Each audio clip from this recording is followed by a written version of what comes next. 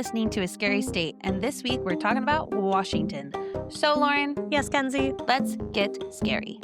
I've had a scary weekend. What happened, Kenzie? I've been living in the peasant times. My power went out for 6 hours on Friday. Was it only 6 hours? Only 6 hours? You made this sound like it... Okay, I know your power went out. I know it sucks. But you made it sound like this was like a 12, 13-hour ordeal. Yeah, because the next day my internet didn't come back on. Okay, that could be why we were still in the peasant times. Exactly. I just had a little bit of electricity. So and it went out at like 6. Yeah. I'd gotten home. I'd gotten stuff, ready to go. My cousin's dog is staying with me for the weekend. She had just been dropped off. I was like, cool. So annoying. We'll chill. I was going to write my story. Power goes out. And I'm like, well. Was your phone at least like somewhat charged? No, it was at 30%. Nice. Yeah. I didn't even know we were supposed to get a storm.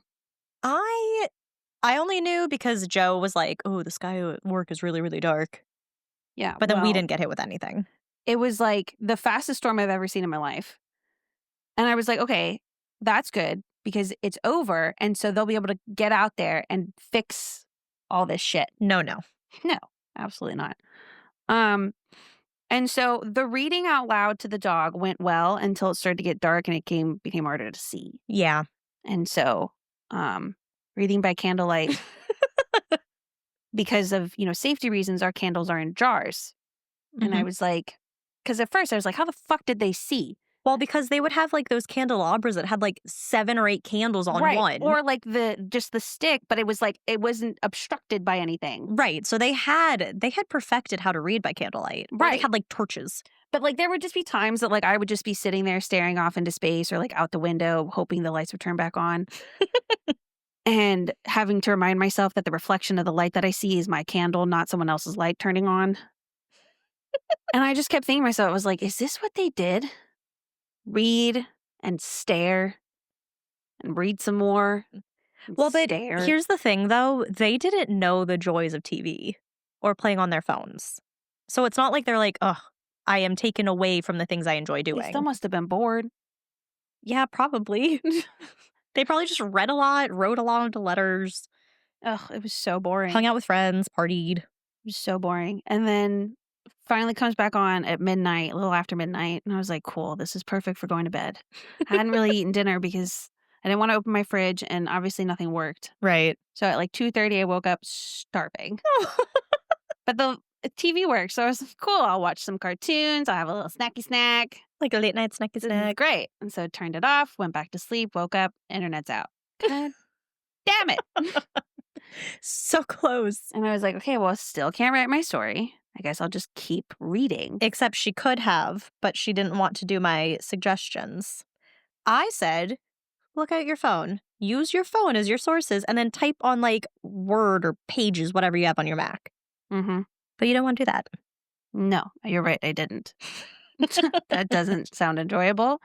It's not how I usually do things. I set myself up to do things in an easy way. That was not easy. I didn't want to do that wouldn't have been easy. That actually would have kind of been annoying, but desperate times. Yeah. Anyway, so I at least went from the 1850s to like the 1950s. Had electricity, had AC, could make myself some real food. Yep. Could charge my electronics. Oh, yep. Really, that was the essential. That is. But I had to keep reading because I couldn't turn on the TV. So I just kept on reading. Although I stopped reading out loud. I would have too. I don't know if I mentioned, but I was reading out loud to the dog because it was so fucking quiet.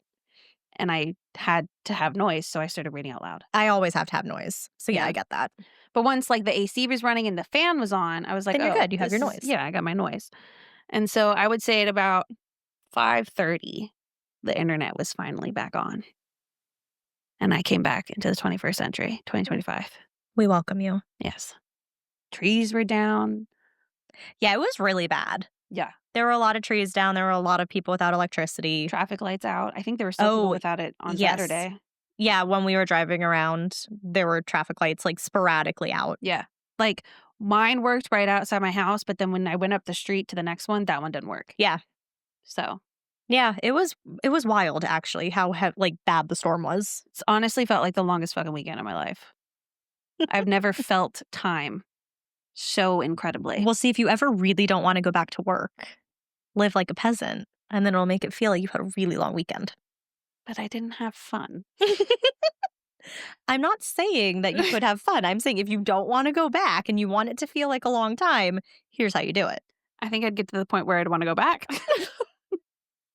Bring me back to electricity. Yeah, shit, at least I'd have electricity. Have you ever lost electricity at school? Yeah. How does that work?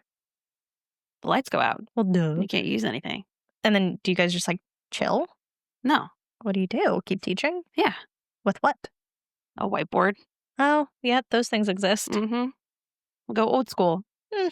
We used to live in a time, you and I, actually, ma'am, where there were no smartboards. That's true. I remember when the first smartboard came into one of our classrooms, we were all like, The oh my God. Promethean board. Yes. Yes. It was like, ooh. And I always wanted to be the one who got to calibrate it, but I was never picked. I would have picked you. Thank you. You can come visit my school and I'll let you calibrate my smartboard. Thank you. You're so welcome. I'll read to your kids and then I'll calibrate the smartboard and then I'll leave. I think that sounds good. Or I'll just chill with you the whole day. That would be really fun, actually. I don't know if I'm going to let you in when there's children there. Why? Because I am won't like the say anything. I'm like the separation of church and state. Okay? Work me and friend me are quite literally not the same human You've being. had one of our friends read. No, I haven't. He never came. Are you kidding me? The last person I would allow to come I in. totally thought he came and read to your kids once. He wanted to, but I have never permitted it. Oh. I've been your best friend for 20 years. I know, but it's just weird. I'm a different human. I'm responsible.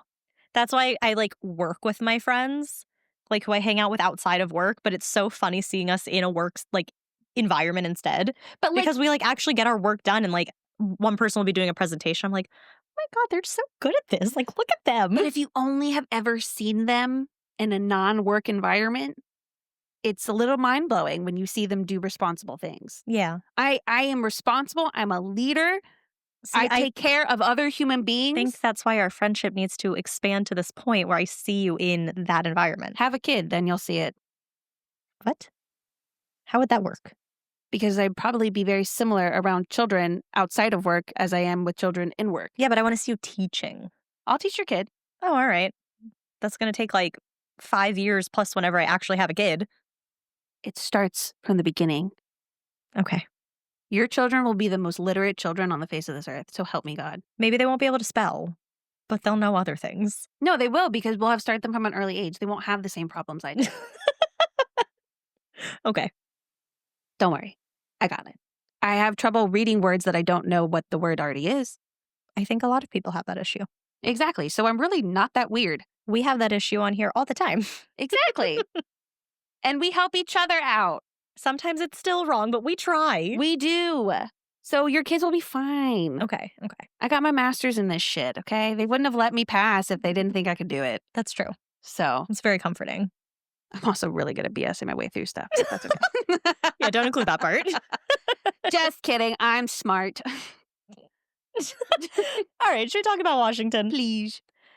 In June of 1889, a careless worker knocked over a glue pot in a woodworking shop and sparked what would become one of the most devastating urban fires in American history. I meant to change that because this I did read up on, and it wasn't a careless worker that knocked over a glue pot. It was a glue pot that was left on too long and it overflowed. But nothing was knocked over. Okay. So there you go. The Great Seattle Fire destroyed 25 city blocks in just one day. But rather than rebuild from scratch, city planners decided to raise the street level and construct a new Seattle on top of the old one. Beneath today's sidewalks in Pioneer Square lies an eerie underground network of passageways, storefronts, and forgotten rooms. Over the years, it became a haven for crime, disease, and vice, and later a hotspot for ghost sightings. Visitors and tour guides have reported footsteps echoing in empty halls, sudden drops in temperature, and shadowy figures peering from around corners. Some say the spirits of those lost in the fire, or those who lived hard lives in the Undercity, still wander the dark tunnels, unable to move on. You know Futurama? Yeah. How it's New York? Yeah. And how old New York is right underneath. Mhm. That's what I pictured. I wanted to do a tour of the Seattle Underground when I went to visit. I Mhm. didn't get it on my schedule, but, like, I still wanna go because they do tours of it, so you can, like, tour the whole underground and, like, see That's what, like, the cool. old city was. I don't like being underground. I don't either, but this is, like, safe because it's a tour. That means nothing, but So many okay. people have done it beforehand, it has to be fine. If that is your reasoning for why something is safe, I do not trust your safety scale. I don't like being underground either, but I would like this. Like I It's don't like going into caves, but I'll go into Luray Caverns. yeah, I will go too, but I'm not gonna enjoy myself. I'm like, something is either gonna fall from the ceiling and stab me, or one of these children is gonna touch something that they shouldn't, and the whole thing is gonna collapse. Oh, see, I don't have that problem because I've never gone with children.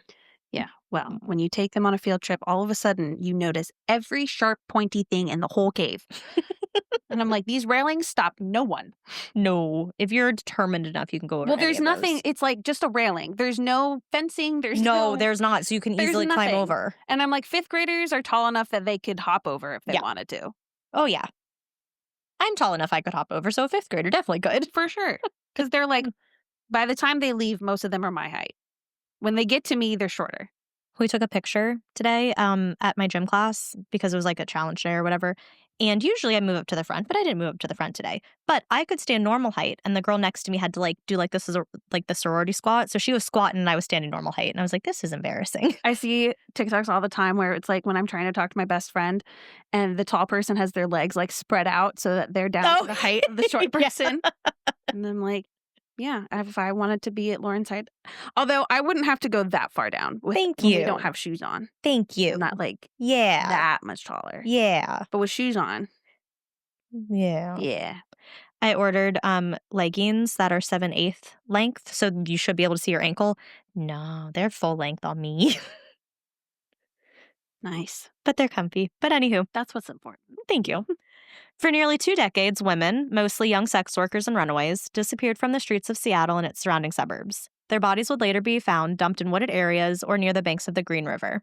The killers seemed to be one step ahead of authorities at every turn, evading capture for years. Gary Ridgway, a seemingly ordinary truck painter, was finally arrested in 2001. He would go on to confess to the murders of 71 women, although the true number may be higher. His disturbing ability to maintain a quiet, mundane life while committing such violent crimes terrified the public. Ridgway is now serving life in prison without parole, but the trauma and unanswered questions he left behind still haunt the families of his victims and the state itself. Did you hear, speaking of parole and such, the Menendez brothers had a resentencing, Oh, and now they are, I think they're like 25 years or something, but now they're eligible for parole. oh, Yeah, isn't that wild? that makes sense though because were they underage? I don't think so. Because I thought they were under. I thought they were like 16, 17. I don't think Technically would have been so considered minors. because they went on like a buying spree right Mhm. after the murders, and they were able to buy a ton of things. So I feel like they had to be old enough to buy a ton of things. You know what I mean? Well, also, when did this happen? How strict were people about buying things? We're gonna look. Because I do remember hearing about that and thinking, oh, it's probably because they're minors. Or maybe it was just because they were so young anyway, like even if they were 18, 19 or whatever. No, Eric was 21 and Lyle was 21. Nope, sorry. Eric was 18 and Lyle was 21. Okay, so they were young. Yeah, they were young. Yeah. They were young, but yeah, they weren't minors. Okay. But yeah, they have been in the news for all of their stuff recently.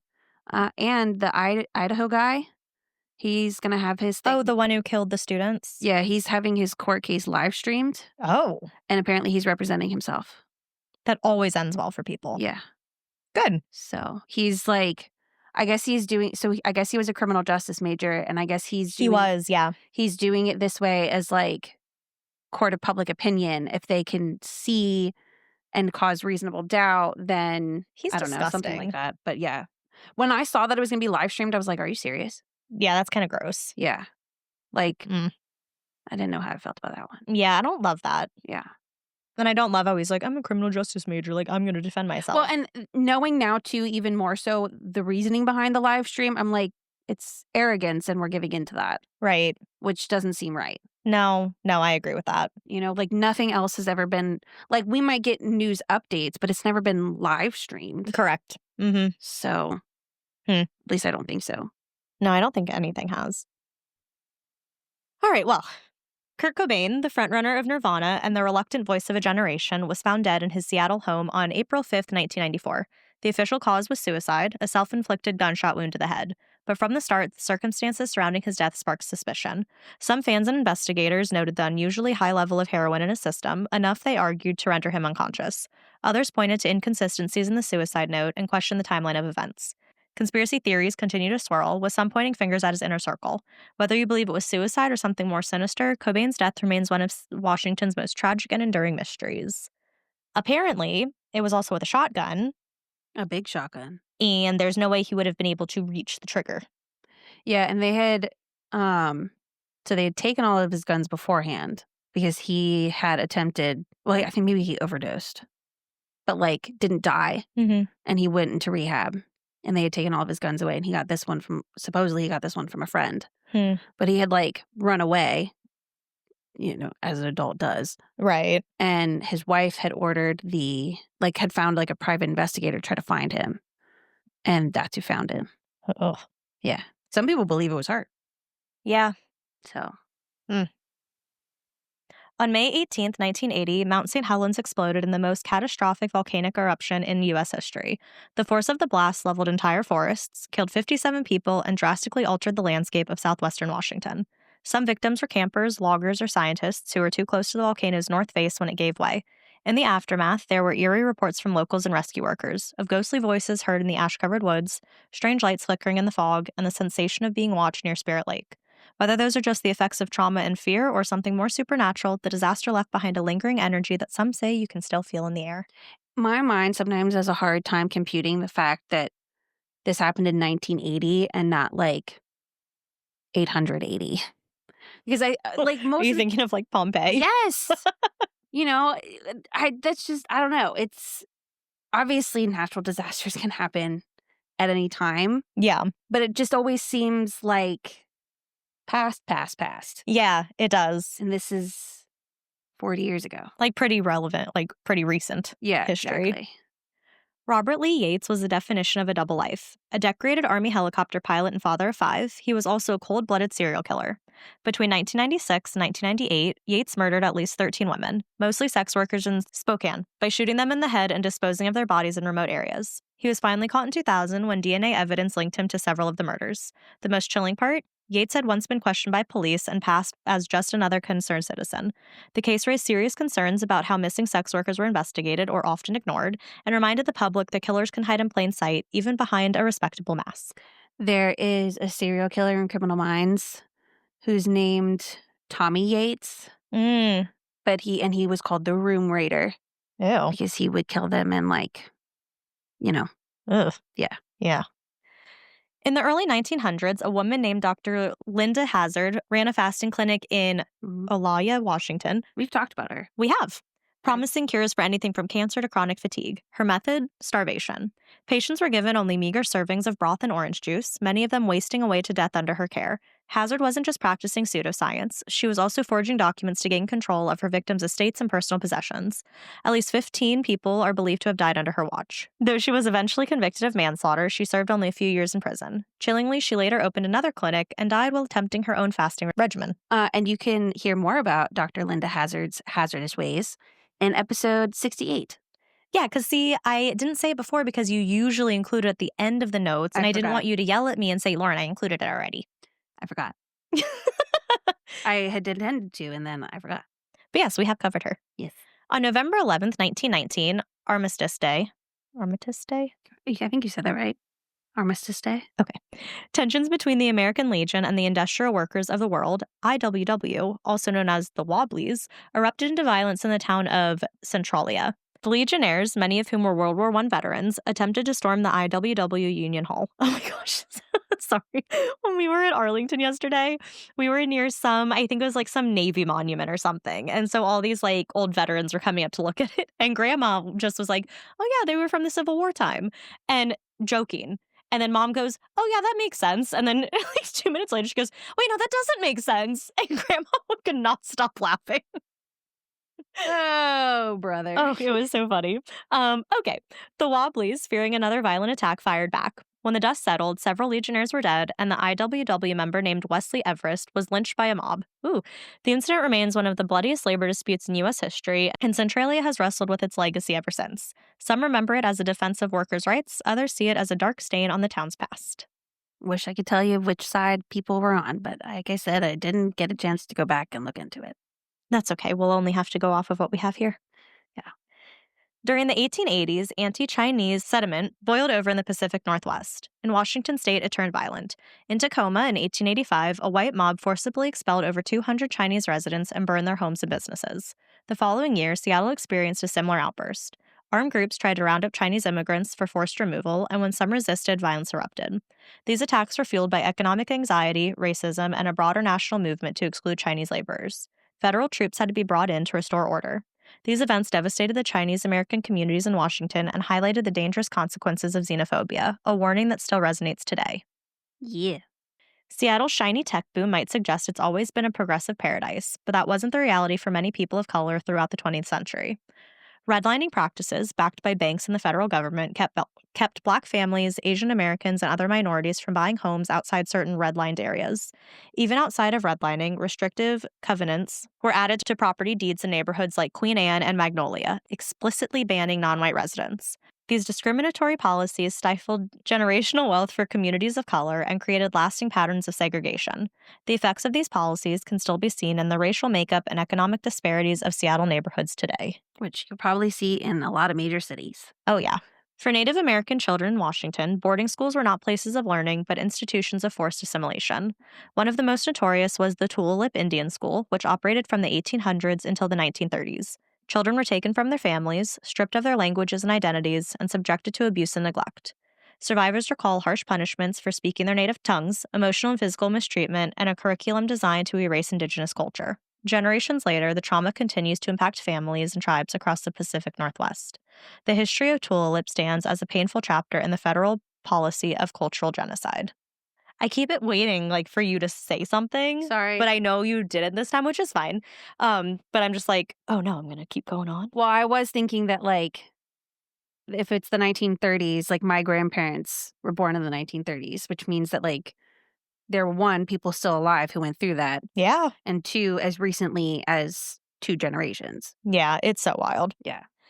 Edward Pratt was a respected civil rights leader, the director of Seattle's Urban League, and a strong advocate for school desegregation and fair housing. On January 26, 1969, he was shot and killed on his own front porch in Shoreline while his wife and child were inside. Despite multiple investigations, his murder was never solved. Many believe Pratt was targeted for his activism, especially given the racial tensions brewing in Seattle at the time. His death shocked the city and left a lasting hole in the movement for racial justice. Today, his legacy lives on through schools and housing projects bearing his name. But the case remains a haunting reminder of how civil rights progress often came with a price. Yeah, it would have been less than a year after Martin Luther King was assassinated. But yeah, supposedly, well, it's unsolved. I feel like they probably know who did it. Probably. So, but yeah. My parents, my mom would have been 9. My mom would have been 5. Yeah. It took a lot of mental math for some reason. My dad was born 3 years after, I think it was 3, if I'm remembering the correct year, after Ruby Bridges. Oh, wow. And same city. Yeah, it's wild. Yeah. It really is. But yeah, there's Washington. Every place has a dark past. Yes, it does. So your state is not safe. Its skeletons will be brought to the surface and exposed for all to see with accurately researched information. And if you don't believe us, go check our show notes. Or our most recent post on our Instagram. That works as well. And before we get scary, do you love true crime and travel? Having traveled the world solo the last couple of years and being obsessed with true crime, I found myself researching others who took the same vacations but never made it home. The Last Trip is a true crime podcast covering missing and murdered people that were living their best lives on vacation. I'm your host, Jamie Beebe, and each week I'll bring you on The Last Trip, taking a deep dive into vacation culture and travel spots, tips on staying alive while traveling, and ultimately recreating someone's last days in paradise. What led to their last trip? What are the hard facts?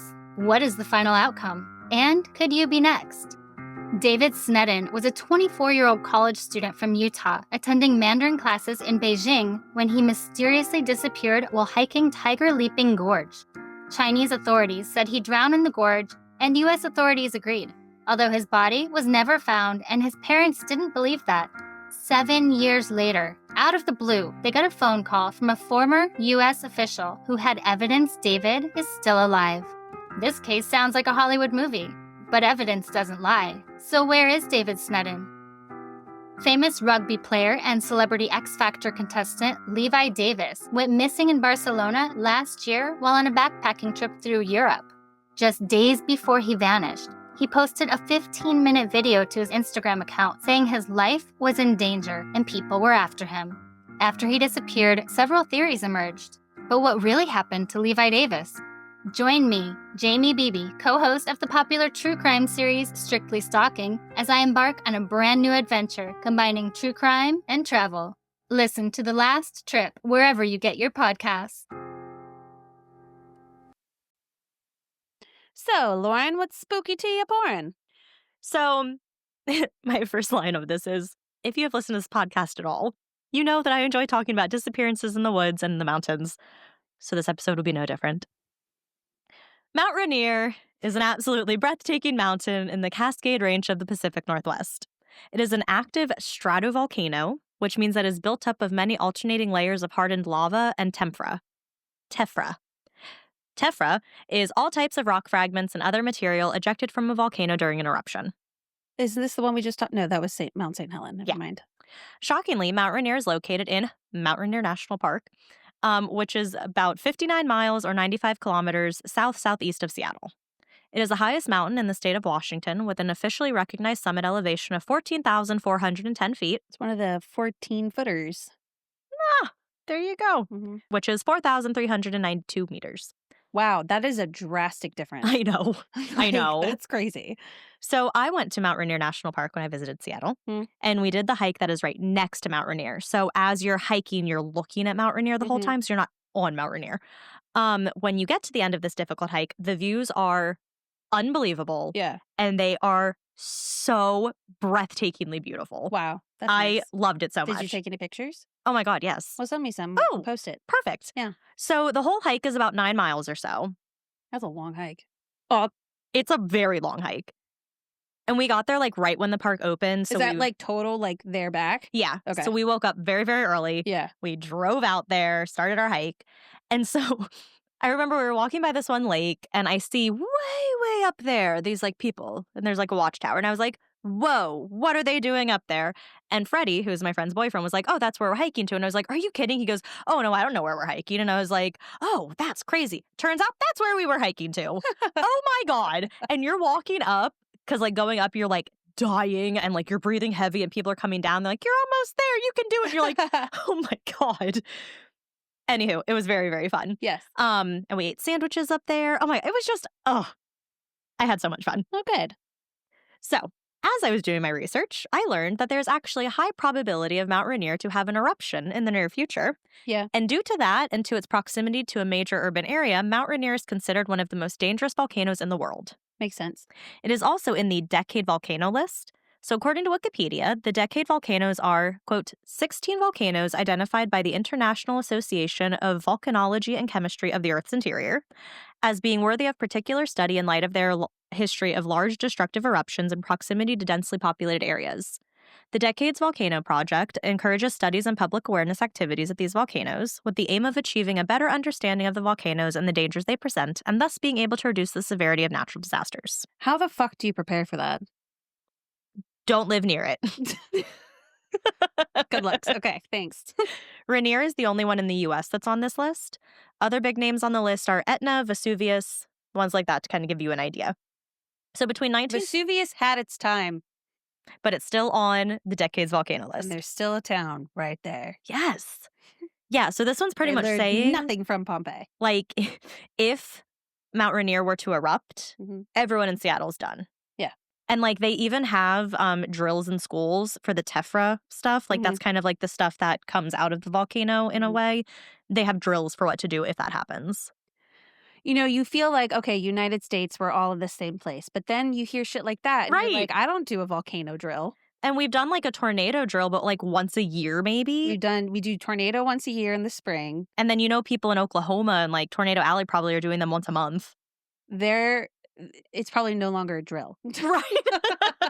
You've practiced for this your whole life. I wonder if you're in one of those Midwest states that gets a lot of tornadoes, which I feel like tend to happen in the summer when you might not be in school. But if you're in school, do you get into the position where you are on your knees, face a wall, and you cover your head? I need to know, because if you don't, then I'm going to petition that we stop doing that, because if the pros aren't doing it, I don't know why we are.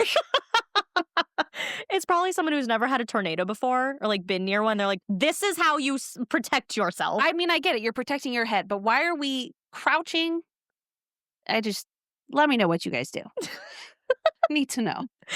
So between 1950 and 2018, 439,460 people have climbed Mount Rainier.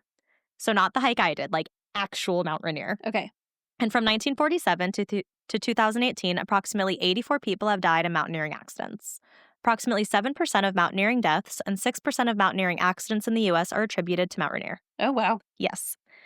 These aren't my stories, but we're here, so I might as well include them. Okay. So the first known climbing death on Mount Rainier took place on July 27th, 1897. Edgar McClure, did he readjust himself in such a cute little way? Oh, he's dreaming. He's dreaming. Oh, he is so cute. Talking about Roy, by the way. All right, so Edgar McClure, a professor of chemistry at the University of Oregon, was descending into darkness when he stepped over the edge of a rock. He fell and slid to his death on a rocky outcrop. That spot is now known as McClure Rock. What is considered the worst mountaineering accident occurred in 1981. A group of 10 clients and a guide died in an avalanche/icefall on the Ingraham Glacier. This was the largest number of fatalities on Mount Rainier in a single incident since 1946, when 32 people were killed when their plane crashed on the South Tahoma Glacier. Well, I feel like that can't count. That's not the mountain's fault. Oh, well, it's not, but they were considering that was like the single worst incident until this other one. Hmm. Then another awful incident occurred on May 31st, 2014. 6 climbers, 2 guides and 4 clients were killed after the climbers fell 3,300 feet or 1,000 meters when attempting to summit via the Liberty Ridge climbing route. Wow. The hikers had been wearing an avalanche beacon, so low-flying helicopters knew where to look when they pinged the beacon signals. But officials concluded that there was no possible chance of survival. On August 7th, 2014, bodies of 3 of the hikers were spotted, and they were recovered on August 9th. The bodies of the 4th client and the 2 guides were never found. Oh. So now we move on to mysterious disappearance. I have a question. Yes. Before we get into disappearances, kind of has to go along with it. In situations like that, where you're with a group of people, you find some bodies, Mm-hmm. and not others. And like we know, like disappearances, sometimes they disappear, Right. aka they're not found. Yeah. Hence the word. Correct. If you were in that situation, even if like the person like went with the group and everyone else in that group died, so logically speaking, that person is probably dead, Mm-hmm. but they couldn't find the body. Mm-hmm. Do you think there'd be a teeny tiny part of you that would think, well, what if that means they're alive? Oh, yeah, absolutely. Yeah. Absolutely. I feel like that would be so hard.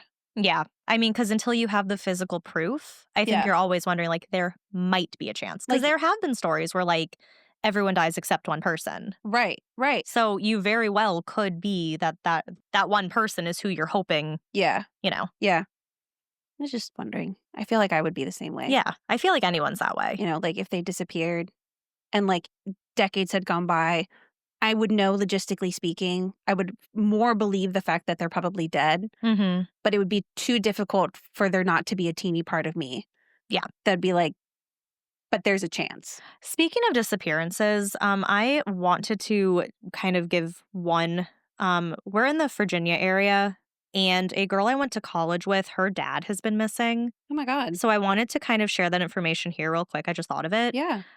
So The Loudoun County Sheriff's Office is seeking the public help to locate a 50-year-old black man from Chantilly. His name is Alan Bouchard Jr., and he was last seen at the MGM Grand Hotel and Casino in Oxon Hill, Maryland on May 1st at approximately 3 a.m. He was also seen at the same location on May 7th at approximately 10 p.m. He was last seen wearing a black baseball hat, gray checkered button-down flannel shirt with a hood, black pants, and black shoes. Again, his name's Alan Bouchard Jr., so if you have any information on his whereabouts, please call the Loudoun County Sheriff's Office at 703-777-1021. I'll post that in our show notes as well, but that kind of triggered my memory of Yeah, it. I've absolutely. shared it on my Facebook, but yeah, so if anyone has any information, please share. Absolutely. Okay, so now on to these. Now to these disappearances. Oh, yeah. So on June 26, 2020, Matthew Bunker, a 28-year-old Seattle resident and West Point graduate, went out hiking with a group at Mount Rainier National Park. Bunker had graduated from West Point in 2013 and then had served in the military, specifically the Army, for 5 years. He left as a captain in 2018 after fulfilling his 5-year service obligation because he wanted to, quote, pursue a lifelong dream of being an explorer. Aw.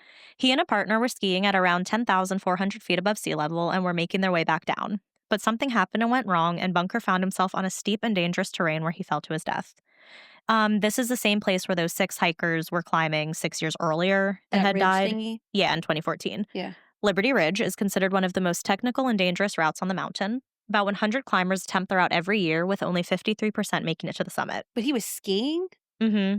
There's snow on Mount Rainier. No, I figured as much, but I wonder if like the difference between how you get there if you're skiing, Oh, that's a good point. I don't know. because I feel like it sounds like he maybe went off the path.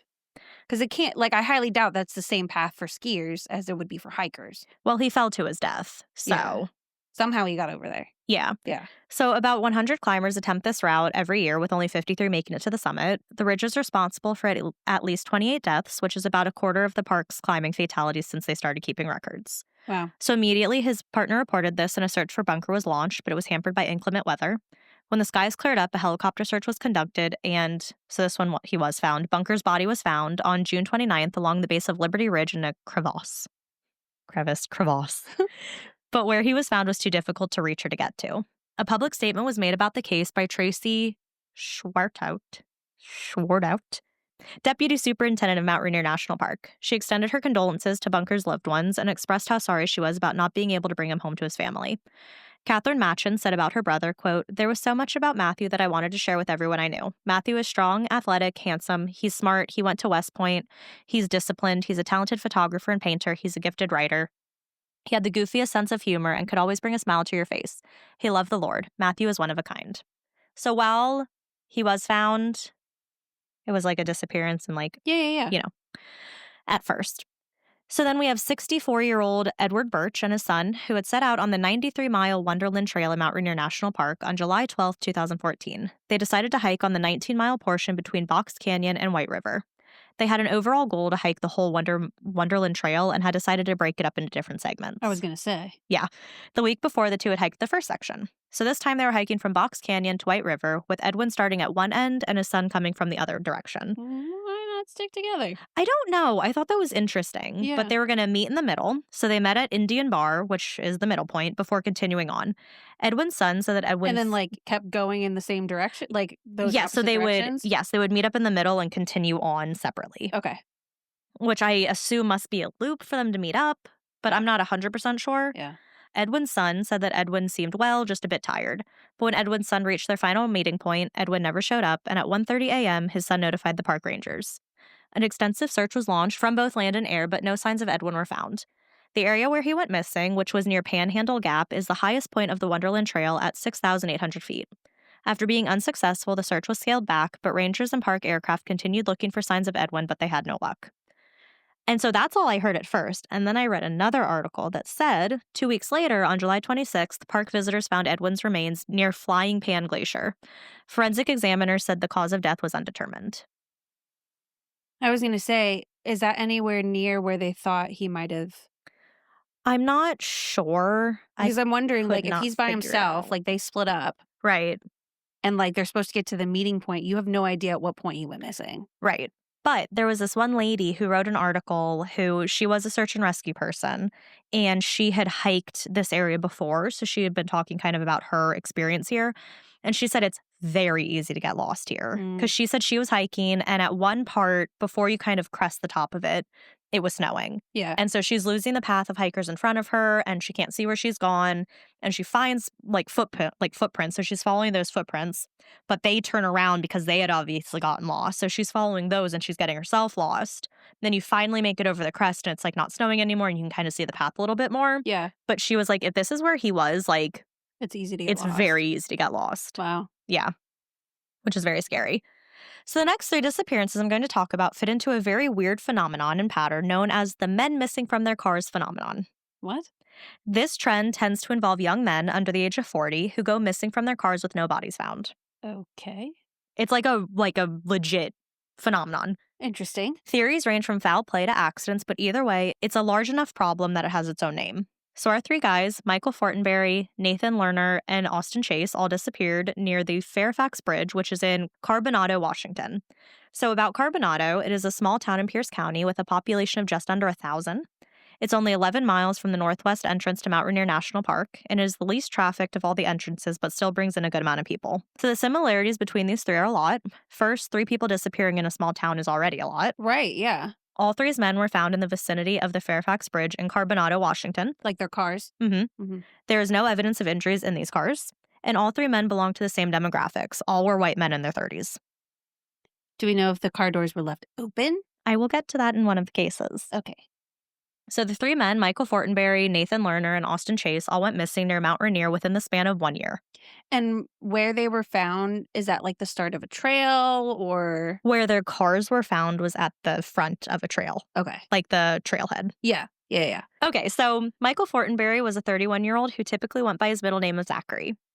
He lived in Bonney Lake with his roommates. Oh my God. What? My story takes place in Bonney Lake too. So Bonney Lake is a large town and is about a 20-minute drive from Carbonado. He left his house in February 2020, telling his roommates that he was heading to the laundromat, but he never came back. At first, his roommates really weren't too worried when Zachary didn't come home that night or even for a few days. That's because it wasn't too uncommon for him to leave overnight and stay out for a few days. When his roommates noticed Even though he wasn't telling them that that's what he was doing? Correct. Like, he would just kind of do that every now and then. Yeah. But when his roommates noticed his false teeth still in the same place, and it had been multiple days... What? His false teeth? I know, I was like, you probably didn't need to include that part, but... So anywho, they noticed those had been in the same place, and it had been multiple days. They got worried and reached out to Zachary's family to see if they had heard from him, but no one had. So his sister filed a missing persons report. That same day, police got a call about a suspicious vehicle that had been sitting on the Fairfax Bridge in Carbonado. The car had apparently been sitting there since the day that Zachary left to go to the laundromat. Immediately, his family and police searched the area, but nothing was found in their initial search. It's a very wooded area, making it very difficult to search. His dad took possession of the car and the family left, hoping that Zach would turn up soon. But the fact that his car was located at the trailhead of the wood was uncharacteristic. Zach wasn't one to venture out into the great outdoors. He was also last seen wearing a Dickie brand black jacket and slippers, so not really something you would wear if you were planning to go hiking. Black slippers? And a black jacket and slippers. And his teeth were missing. Well, yeah, but that's not the point of this. Okay. To me, that definitely screams going to the laundromat. Yeah, well, it's a laundromat outfit, but not a let me go hiking in Mount Rainier outfit. Correct. It's also, why would someone disappear looking like that? Right. Why would they be out doing like, if I was his roommates and saw him dressed like that, knowing he's going to the laundromat, I'm like, okay, he's definitely coming back. Right, yeah. I And would not also, think he just it's February in Washington State. right. Slippers are not warm. Mount No. Rainier is not warm. I feel like it's weird that they didn't report that sooner. I don't know. I feel like, I mean, I've never had roommates like that, but I feel like I probably wouldn't either. If he's gone often, like maybe he's going to go to a friend's house. Maybe he has a Correct. girlfriend. But dressed like that, yeah, like you're going to the laundromat. right. You're not doing anything afterwards. But maybe if you go to the laundromat, then you have clothes. I think that they just felt guilty they didn't say something sooner Maybe. and that they should have noticed, because that to me, even if that's their habit, that's not an outfit where I'm going to go do stuff afterwards.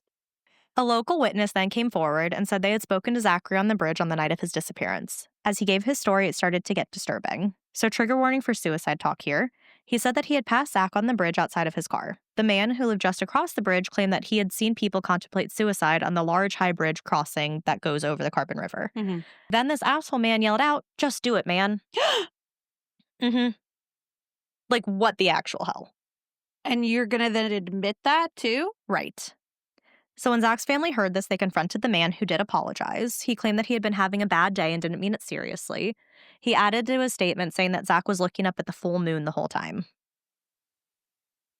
I know, very sketchy man. Plus, I feel like too, I mean, unless it's like, is it a deep river? So how everything made it sound was that it's a bridge high up and there's like a ravine below that goes over like a river. So like the ravine ending in a river down at the bottom. So this bridge is up high that if you were to jump off of it, you would die. Right. No, I'm not. I assumed that, but I'm just wondering, like, if it's a deep river, then his body would have washed away. But if it's not, Oh, I'm not sure about that. would it have gone very far? I'm not sure. Yeah. I don't know about that part. The family then alerted the Pierce County Sheriff, and the sheriff looked into the new suicide lead. But because of that, police stopped searching, believing that Zach either died by suicide or left voluntarily and did not want to be found. But his family did not believe this theory to be true. So a few reasons why they didn't think this was the right theory. So first off, Zach was afraid of heights. If he were choosing to harm himself, why would he pick a way that terrified him? As someone who is also afraid of heights, that is not the way that I would choose to go. Exactly. Second, Zach did have a history of Tourette syndrome, anxiety, depression, OCD, and drug abuse, but he had been sober for years at the time of his disappearance. But he did have medical problems that were due to these years of drug use, but none that would lead to this. Yeah. Third, he had a daughter who he absolutely loved and cherished. Zach was working to get custody of his daughter and had been actively working towards that at the time of his disappearance. Oh, If you know you're going to go do something, you wouldn't actively be trying correct. to do things to better your life. Correct. But also, his family did recount a medical event that Zach had when he experienced delusions and confusion.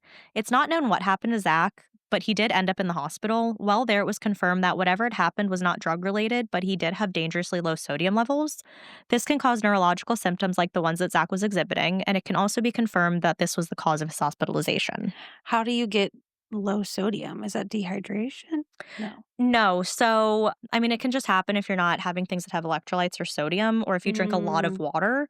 That's why there's this thing called like water toxicity. Like if you drink too much water without having anything to supplement the salt that your body needs, you can die. Okay. Yeah. So Okay. that's why like runners and stuff after a marathon, they're given Gatorade instead of straight water. Right. Okay. Mhm. That makes sense. Yes. So his family wonders if he experienced another bout of delusions and that during that he wandered into the woods. And maybe the reason for Fairfax Bridge was that this is where he and an ex would go together when he was young. Mm. So maybe this is where he wanted to go to clear his mind. Michael Zachary Fortenberry was 31 years old when he disappeared in February of 2020. He has blonde or strawberry blonde hair, blue eyes, and several tattoos, including a boombox on his neck and a Yoshi tattoo on his hand. If you have any information, contact the Bonney Lake Police Department at 253-863-2218, which will also go into our show notes. You called it Booney, not Bonnie? Bonney. I don't know how it's pronounced. Bonney Bonnie's- sounds good. Bonney Lake is how we'll call it. Okay. So then we have 30-year-old Matthew Lerner. So he lived in Washington. While here, did I say Matthew Lerner? Mm-hmm. Nathan Lerner. Okay. While here, Nathan had struggled with homelessness and heroin addiction. I have a quick question. Yes. The phenomenon thingy that you were talking about, is that specific to this area, or is that a No. phenomenon that's Probably worldwide. okay? But definitely not just this area. Okay, cool. Yeah. That's what I was wondering. These three just happen to be in Mount Rainier Okay, got it. within 1 year of each other. Right. So because of this, Nathan had gotten a felony and had to do some jail time. He did his time and was released, but relapsed. So with the support of his parents, he found new hope and new opportunities in Alaska. In Alaska, he found work as a kayak tour guide. Around the time here, his mother had said, quote, he absolutely found himself. He had friends, he was happy, he was in great shape, he wasn't using. He said to me after 3 weeks, this is what they should do with people like me. Being outside, exercise, a job where I can earn money, good people, doing something great in nature. And he's in Alaska? He's in Alaska. Okay. But COVID had not been good to Nathan and had ruined the opportunity he had in Alaska. So he had to ask his parents to help him move back to Washington. But this wouldn't be a normal move. It was more complicated than that because Nathan was a felon, so he wasn't allowed to enter Canada. Oh. And his dog Shady could not fly. Oh.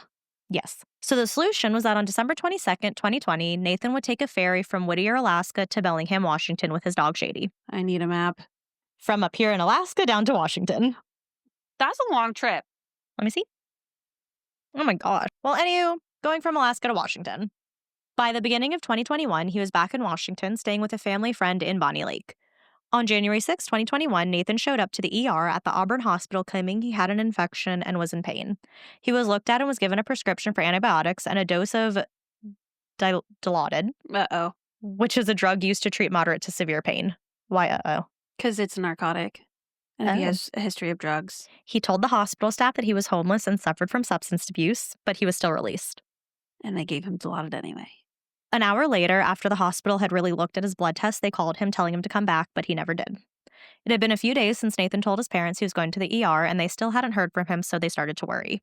His mother called an abandoned car hotline, which I Interesting. guess is to see if there are any abandoned cars. Yeah. And she left a message with Nathan's license plate with the King County Sheriff's Office. Eventually, she received a call back and was told that his car had been found abandoned and had been towed to a lot in Enumclaw. She also found out that the car had been located about a half-mile south of the Fairfax Bridge. When it was found, the door was open and the keys were still in the ignition. It was assumed that the learners were never informed of this until calling, as there had been no body found, so it was a presumed suicide. And unfortunately for cops in this area, an abandoned car and a suicide victim was just a routine case. Nathan's parents and authorities did believe that Nathan had jumped off the Fairfax Bridge, but there had been no body found to confirm this. They believed that once the painkillers that he was given at the hospital wore off, Nathan experienced the mental and physical pain that had originally sent him to the ER, and that the depression and hopelessness led him to the Fairfax Bridge that night. Since his disappearance, Nathan's parents began protesting outside of the Auburn hospital, demanding to know why Nathan had been released early. He had told the hospital he was homeless and that he had substance abuse issues, and they still sent him on his way. I want to know why they asked him to come back. They looked at something in his blood tests. Yeah, I want to know what that was. I didn't find it. I wonder if his parents know. Maybe. But if they have, they haven't said anything about it. Okay. Nathan's parents ended up being the reason that there is now a new hospital policy that says if someone is administered a drug but not admitted to the hospital, they will remain in observation for at least an hour before being officially released. Nathan Lerner was last known to be in Carbonado, Washington, where his car was eventually found abandoned. He was 30 years old at the time of his disappearance. He has long brown hair that he often wore in a bun and blue eyes. Nathan has several tattoos. If you have any information pertaining to Nathan Lerner's disappearance and presumed death, contact the Pierce County Sheriff's Office at 253-798-7530. Definitely sounds like if there's some sort of infection, Mm-hmm. you have a history of drugs abuse, Mm-hmm. you're given an opioid, that just seems like a bad concoction. Yeah. And yeah, people do wonder, what did you want him to come back for? Right. And- Because, which is if they had kept him there to observe him. It's interesting to me that when you first said they released him, I was like, oh, I wonder if that means they didn't find anything substantial. Right. Because I'm like, well, you gave him an antibiotic. Obviously, I'm assuming to fight an infection. Mm-hmm. Did you get test results saying he had an infection? What, there's so many questions of I feel like he was released not just because of getting the heavy medication, but also why would you have released him before you knew what was wrong? Right. That's really weird. Right. And no observation of him afterwards. Right. You just gave him any antibiotic? Or did you figure out what the infection was and gave a specific one like you're supposed to?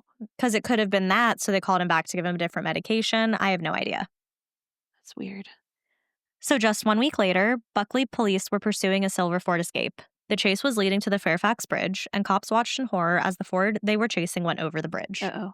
Rushing out of their cars to look over the bridge, the officers saw that the vehicle was on an embankment, so a rescue mission was immediately launched. It took a bit to get to the car, but when the crews finally reached it, no driver remained, the car was empty. There were no signs at the crash site that the registered owner, Austin Chase, had been injured. But this makes people say that, with that, there is no 100% way to say that Austin was driving. His family says that they don't believe he was driving the car, and there's no way to confirm this as the traffic stop was never completed. So the presumed driver of the car had been Austin Chase, and I don't want to make a joke that his last name is Chase. Oh my God. He was a 36-year-old father of 3 from the Waller, Washington area. And this was a week after. 1 week after. But 1 they're week not after related. Nathan went missing. No, they're not related. Okay, this is just the next case. Yeah, Okay. next case. Okay. Though he wasn't found in the car since the accident, there has been no activity on any of his social media or his bank accounts. But his friends and family said that a disappearance just doesn't make sense. Austin had struggled with substance abuse in the past, but he had been clean for 10 years and had no reason to want to disappear. Mm. Overall, his disappearance is considered suspicious, and there are widespread rumors that speculate that he was murdered. But no body and no other trace of a body have ever been found. Though the area around the embankment is particularly hard to search, they still haven't found a body. Nathan's mother believes that Austin inadvertently witnessed a crime and was murdered over it. She also believes that he was not driving his car at the time of his disappearance. Like it was somebody else and they ran off when it crashed. Yeah. Mm-hmm. At the time of his disappearance, Austin was 36 years old. He was approximately 6'1" and 180 pounds. Austin had closely shaved brown hair and brown eyes. If you know anything about the disappearance of Austin Chase, please call the Pierce County Sheriff's Office at 250-798-7530. That one was a very short one, but it's very odd that, again, car, person missing out of the car. They don't know where Austin is. They don't know who was driving the car. Right. One article I read on Vocal Media had a comment section. So first off, it was wild. In one of the comment sections, it was like, I think it was Nathan's aunt commented. And then Michael's mom commented, talking about like the low sodium and everything. Mm-hmm. And then this other guy commented. His name was Joe, and he commented 2 years ago. He said that he believes all three guys went to meet someone for drugs, then were abducted. He said, quote, with the cars being still running and the keys inside, that tells me that they all planned on meeting someone and quickly. But I thought most of them were clean at that point. Mm-hmm. They were. And nothing seemed to have suggest a cause for a relapse. Correct. So I don't think But it is interesting that all three of them did have some struggle. All three of them disappeared near Fairfax Bridge. All had their cars left wherever it was. I mean, yes, that's definitely weird. I just don't think they were going to buy drugs. I don't think that either. I don't either. I don't think so. But that's what Joe, who commented 2 years ago, thinks. But there were only 3 comments on the post. I mean, if they live near the area and the bridge is well known, you know, who knows if they hung out there as kids and it's just like a familiar place. Well, one definitely did. Right. And that's why they believe that's kind of like when he was in this like delusional state, that's where he went because it's something that was familiar to him and it's a place that he felt comfortable. Yeah. But yeah, when you type in like the whole like men in, what did I call it? The men missing in car or men's cars missing or something like that. The men missing from their cars phenomenon. If you type that into Google, there's like a lot about people missing from their cars. I definitely feel like that's a common start to a disappearance. We covered a case. It was somewhere in New England. It was Maura Murray. Mm-hmm. She went missing from her car. Yeah. There's like a lot of cases where someone's seen and then they're just not. And their car's the only thing that's left. Right. I feel like that happens a lot. Yeah. Like their car is found somewhere abandoned in a place that they wouldn't necessarily be in or like where they were last seen. And so how did they leave that area? You know, that kind of thing. Right. So. But yeah, so kind of the scary side of Mount Rainier. Yeah. It's still so It's cool. interesting to me that because they classify it as a possible suicide, that they stop looking. Right. When I'm like, well, wouldn't it still be a search? You would, like, because then it wouldn't be a still search anymore. It would be a recovery. But it's like, wouldn't you still want to do that? Right. Even if they took their own life? Because it's kind of like the question you asked before, where it's like, if you don't find like that last person, would you still hold out hope? And for these guys, it's like, yes, you haven't found the body. Like, just because there's no foul play, right? Does that mean that? And like, I don't get it. Looked for? Mount Rainier is a very, at least like this spot. Yeah. It's a very particularly hard terrain. And so I get that it's probably hard to search it. But go on. People search in dense woods all the time. And if it's a hard terrain, then you got to wonder too if even if these guys chose to go there, they wouldn't have made it very far. Right. Especially if you're in fucking slippers. Yeah. Bizarre. It's always crazy to me, like where they just seem to just vanish. Yes. That's the thing, when they just vanish. Yeah. It's just. It doesn't make sense. Yeah, they have to be somewhere, but where? All right, Mackenzie. What tale do you have today?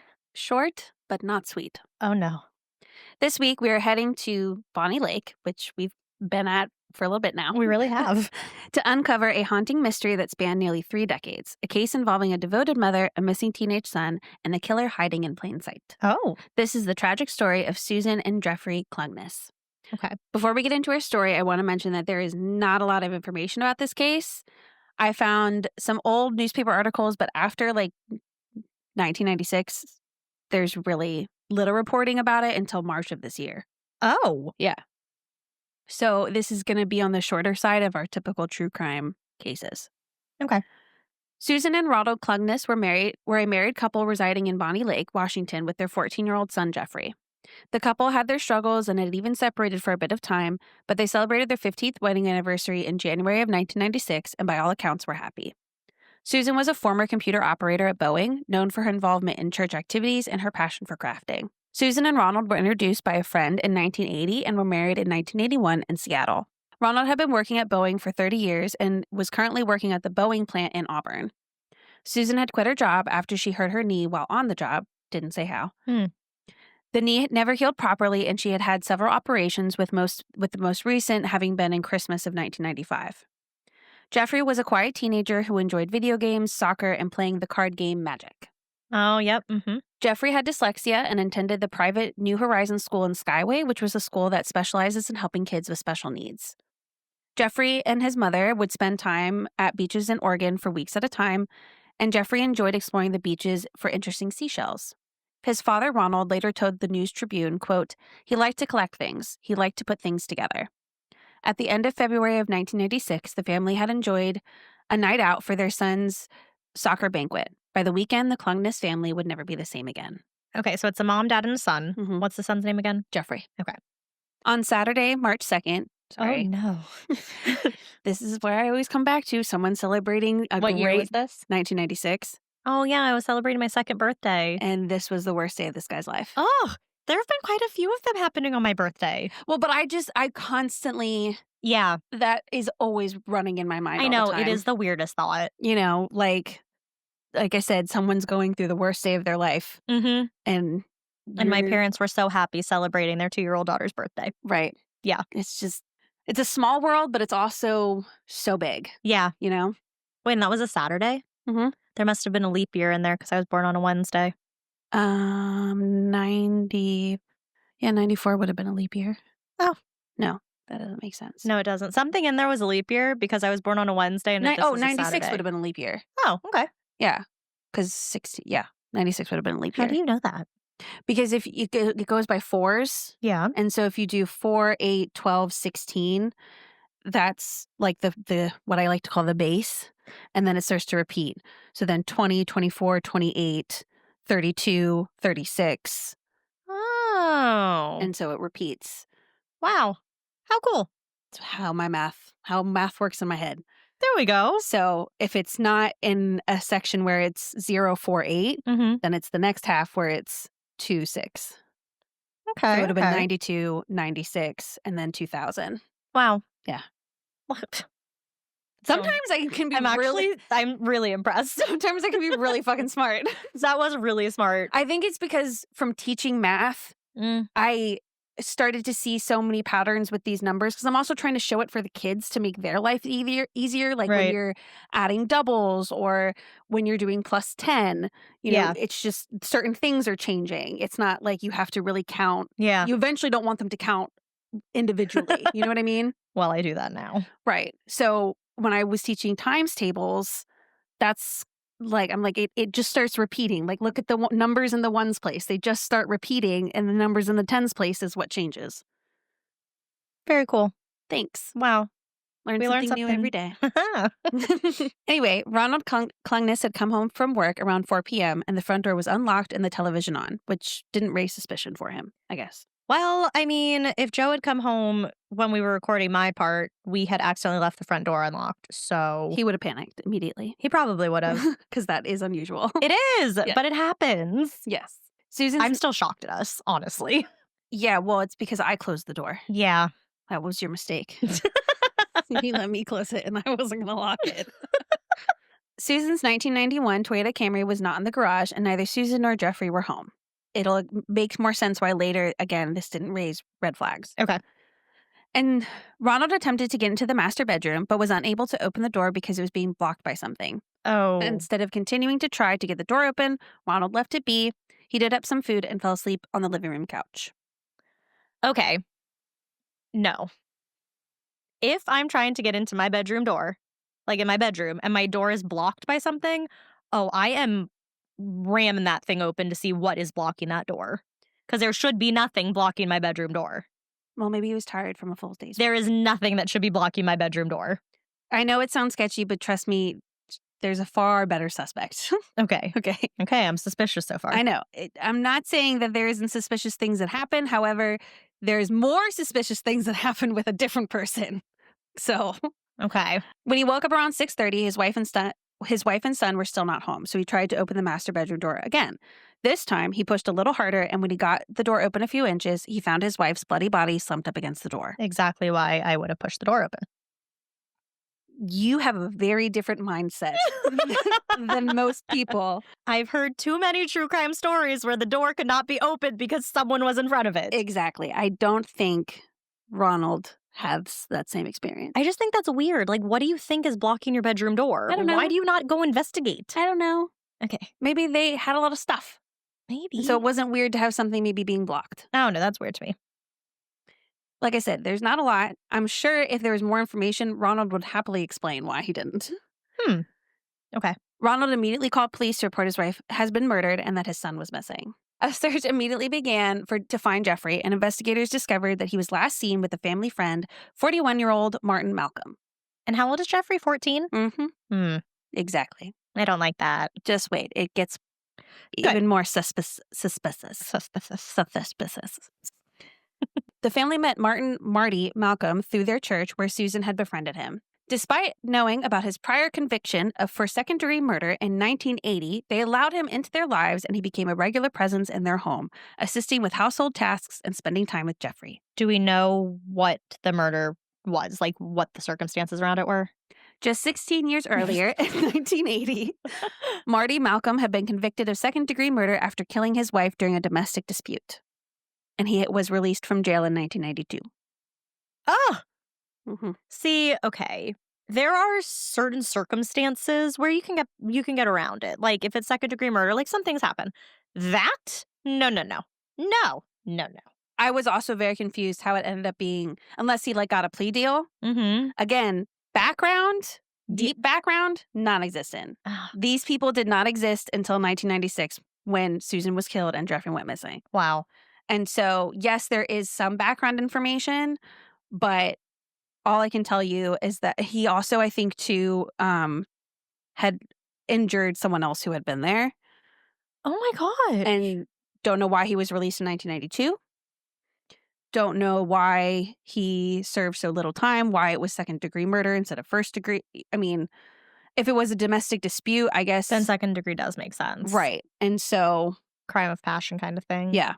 The conviction alone was cause for suspicion. But what made things worse was that witnesses had reportedly seen Marty driving the Klungness family car shortly after Susan's murder with Jeffrey sitting in the passenger seat. Or the back seat, depending. There's also ATM footage of Malcolm withdrawing money from the Klungness' account, like hundreds of dollars of money. Jeffrey can't be seen in the car, obviously ATM footage. Right. And you can't see him in the car Mm-hmm. or in the passenger seat. But a witness who was behind them said that they could see a young boy sitting in the back. And I mean, honestly, angles, things like that. Sure. It's not super surprising he couldn't be seen in the footage. Right. And it's black and white. Right. So. And it's in the 90s. Yeah. Malcolm was charged with auto theft and turned himself into authorities on March 3rd, which is the next day. Mm-hmm. Jeffrey still had not been found. Malcolm pleaded not guilty to auto theft charges, claiming that he had had permission to take the car. He also denied having anything to do with Susan's murder or Jeffrey's disappearance. Malcolm told police that he had taken Jeffrey to get his haircut around 11:30 that day, and the ATM footage shows that Malcolm was withdrawing the cash around the same time. Okay. So it's possible that he had dropped him off at the haircut and went to go to the ATM. Because supposedly, Malcolm also claimed that he dropped Jeffrey off at his house around 12:30 and then went to run an errand. He said he returned to the house around 2 and said that Jeffrey wasn't there. He also claimed that he tried to open the bedroom door and forced it far enough to discover the body of Susan. He feared that he would be implicated, so he decided to take the Camry and fled. Okay, yeah, that's what you should do in that situation. That makes you not seem suspicious at all. See, so like I said, yes, what husband did, kind of weird, but this guy, far more suspicious. Yeah. You see someone and you're like, I'm just going to go. Yeah. Call in an anonymous tip. Something.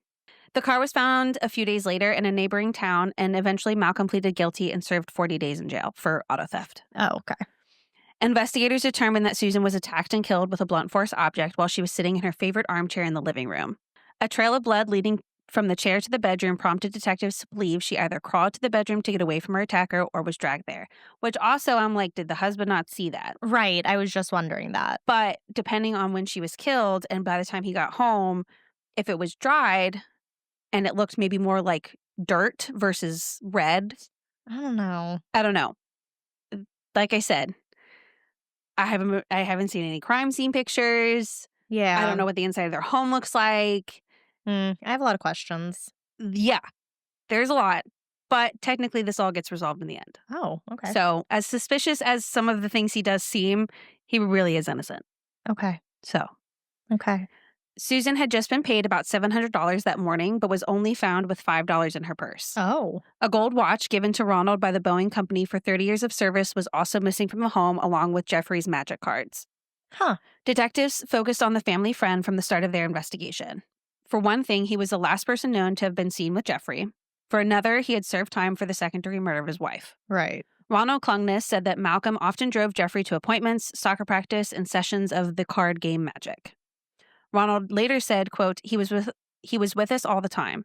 Marty had to be in charge of everything. He also said that Malcolm regularly had money problems. Ronald said, quote, he was far in debt. He wanted to use the car, but he wouldn't put any gas in it. He wanted to do some stuff for us so we could pay him.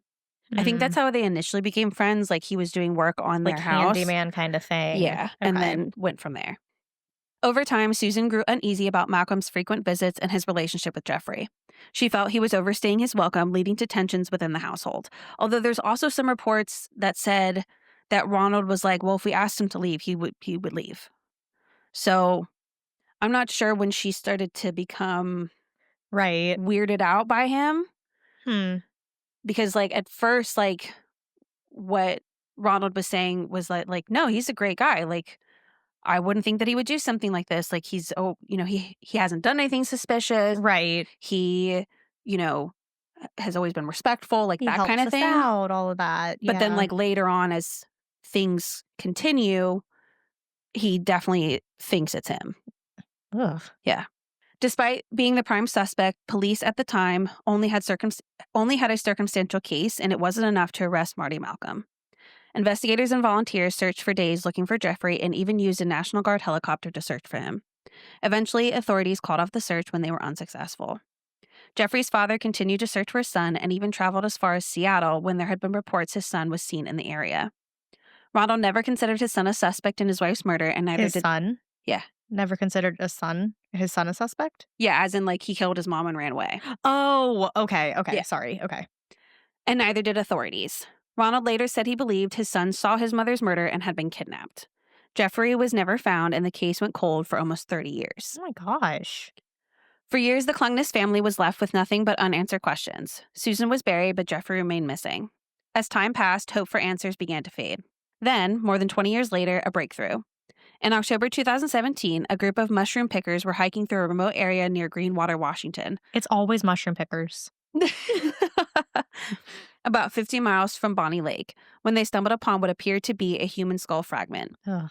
Police were called to the scene, and over time, more bones were recovered. But the remains were too degraded for traditional identification methods. In 2020, DNA analysis confirmed the fragment was related to Klungness's half-sister. And in 2021, it was determined that the fragment belonged to Jeffrey. This story could not get sadder. Oh no, Mackenzie. Unfortunately, by the time DNA was confirmed to be Jeffrey's, it was too late for a closure for the family. Quote, it was COVID, and Mr. Klungness had been admitted to the hospital, and he died the same night we learned that it was Jeffrey. No. We were unable to tell him. Oh no. The hospital wouldn't let us go in, said retired Detective Sergeant Linnell Anderson, who worked the case back in 1996. Ugh, they should have let them go in. I'm like, then you tell him. Yeah, do something. Pass the message along. Something. Give them a hazmat suit. I don't know. But yeah, no, so he technically died not knowing that his son was found. Oh my God. Yeah, it doesn't get better. It just gets sadder. Oh, good. Sorry. Pierce County Medical Examiner ruled Klungness's death a homicide with the cause as multiple blunt force injuries similar to his mother's death nearly 30 years prior. Ugh. The location where his body was found matched with areas Marty Malcolm was known to have visited. By the way, Marty went and him and Ronald lived in the same town. So this whole time, right, this man is walking free possibility of running into him, all that, and, that kind of thing. I don't know if you'll get to this, but did they ever find out, like, how long his remains had been there? Like, if it was the same day that the wife was killed? Or was it, like, later that, he was kidnapped and then time passed and then he was killed? That is a good question. That was not mentioned. Okay. Like how I'm assuming that it was probably right around because all that's left were bones. Right. But I'm not sure. That is a good question. Thank I don't you. know. And in 2024, further forensic examination revealed the cause of death, blunt force trauma to the skull. Mm. It was official. Jeremy had been murdered. Investigators built a case and were ready to finally bring charges against Marty Malcolm. Yeah. DNA found at the wife's crime scene and Jeffrey's linked to Marty. Oh. But once again, justice was delayed, this time permanently. Marty had died of natural causes in 2022 at the age of 67 before he could ever be formally charged with the murders of Susan and Jeffrey Klungness. That sucks. Still, in March 2025, the case was officially closed. The Pierce County Sheriff's Office publicly named Martin Malcolm as the killer. So he wasn't charged. Least it was solved, He had managed to escape justice during his lifetime, but at least the truth had finally come to light. Ugh. In conclusion, that's it. That's all I could find. That's wild. This case didn't even really come to light until the 2025 articles back in March. Yeah. Which was only a couple months ago. Yeah, 2 months ago. And so I was trying to look for older ones, and I found the ones from the newspaper. Mm-hmm. And then it was pretty much just in 1996 that I could find it. Wow. And even one video I found was like, I could not find a lot on this. Yeah. So it's going to be short. And I was like, no, I was counting on you. But however, on that video, and I think the video was 2023, I want to say. Okay. I thought there might be comments on there being like, hey, it's been solved. Right. Because it still said, because technically by 2023, it technically wasn't solved. Yeah. But someone had commented saying supposedly that this Malcolm guy, this Marty Malcolm guy, lived, like she or they or whoever, like lived near them and was like a neighbor of theirs. And apparently he like bragged about it all the time. And was just an overall like really shitty, terrible person. No one like called the cop. Well, I guess you can brag about it, but unless you have evidence. What I mean, and I feel like too, what I'm starting to understand with cold cases is that someone has to decide, okay, I'm going to open this back up again. Yeah. And I'm going to rerun these DNA tests and things like that maybe couldn't have been run before or whatever to see what comes up. But that would have never happened if, the only reason any of this stuff was found out was because Jeffrey happened to be found. Right. So I definitely think he went to go there to pick up Jeffrey for the haircut, got into a dispute over something, killed mom. Jeffrey saw. He takes Jeffrey with him. Now, what I want to know, I'm like, do we know for sure if he got the haircut? Why? Because that would at least count for some of the timeline. Give us a timeline. Right, because I'm thinking like, okay, he didn't actually go to the haircut. He got the money, and then he drove him those 50 miles away, killed him, and that's where he dumped the body. Right. But did he get the haircut? Right. No, that could give a very good timeline. He still could have picked him, like, because if he did get the haircut, then I don't think that he would have killed his mom. Like, Marty would have been able to kill the mom while he was there, because no way is he going to drop the son off to get a fucking haircut after he sees and that. The son's just going to be like, oh, hey, by the way, hairdresser, like, look at what happened. Right. Yeah. Which is why I'm like, okay, so did he go get his haircut? Right. Probably not then. But that wasn't mentioned. Right. I mean, there's no way to know. Right. And I think because it's considered solved and, we know who did it. Right.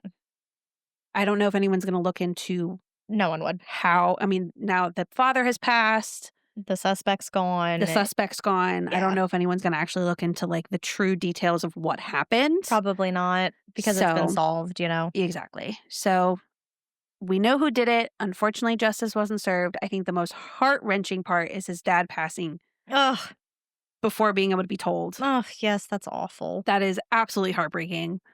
But yeah. Well. Yeah. I was hoping that like when I was like, oh, cool, it's solved. Like I like cold cases because I'm like, oh, it's interesting to see what they did back then and what stopped them Yeah. and, what helped them now. Typically, it's DNA, which is fine. Yeah. But then when I really started looking into it, I was like, this is it?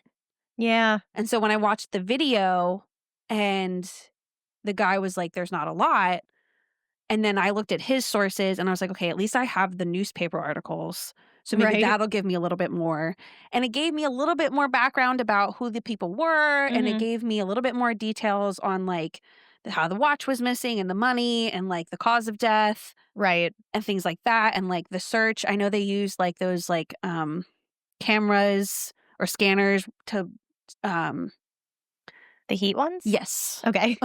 Can't think of the name.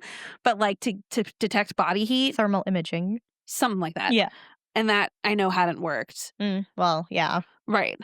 But then seeing that there's just this gap of time, Mm-hmm. I'm like, there's, and maybe I just didn't do a good enough search, but it is very difficult to find any details. I'm like, is it because they didn't do that? Is it because they didn't think, oh, let's check to see if he got his hair cut? Yeah, I Oh, mean, let's there's no check way to they could see. check that, though. Well, yeah, you go to the hairdresser and ask if he came for his 11:30 appointment.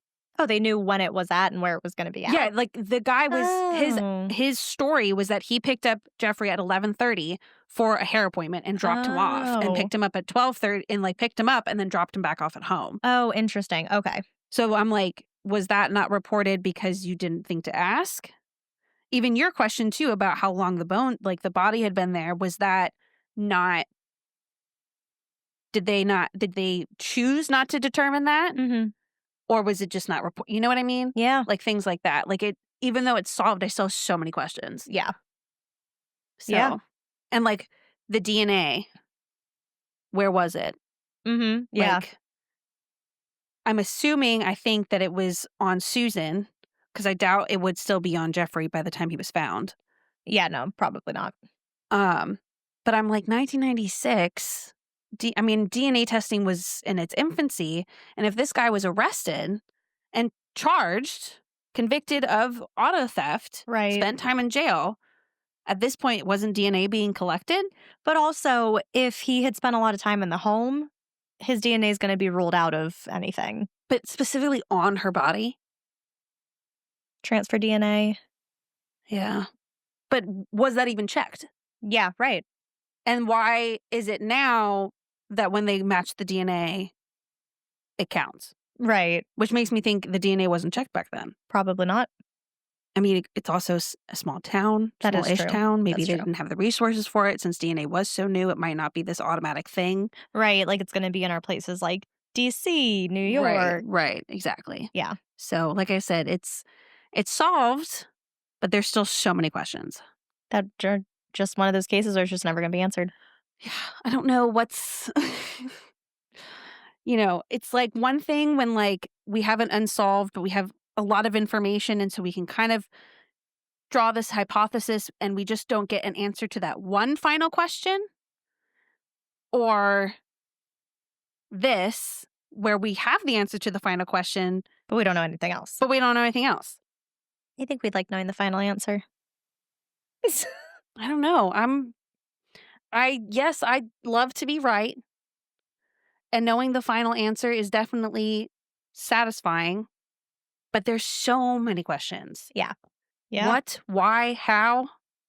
I think why is a big one too. Right. And it's like, yes, you have the closure, but then I almost feels like there's this whole other part of you that's still waiting for that. Yeah. You know? Yeah. I don't know. I've obviously never been in this position, and I pray that I'm never in that position, so I can't truly attest to how I would feel in that position. Right. But this person on the outside, very annoyed that there's so many more questions left. But at least it was solved. I just, oh my God. Hopefully that family is back together now in whatever way that they believed in. Yeah. Obviously, I'm assuming heaven since they were big church people. Mm. But it's just oh my God, the timing of that. I know. To find out and like. Well, on a happy note, we just talked about the missing person from our area, Alan Brouchard. He has been found. Safe, See, we love those answers. Yes. Those are the best answers. They are still trying to figure out what happened, Sure. but he has been found safe. He is safe.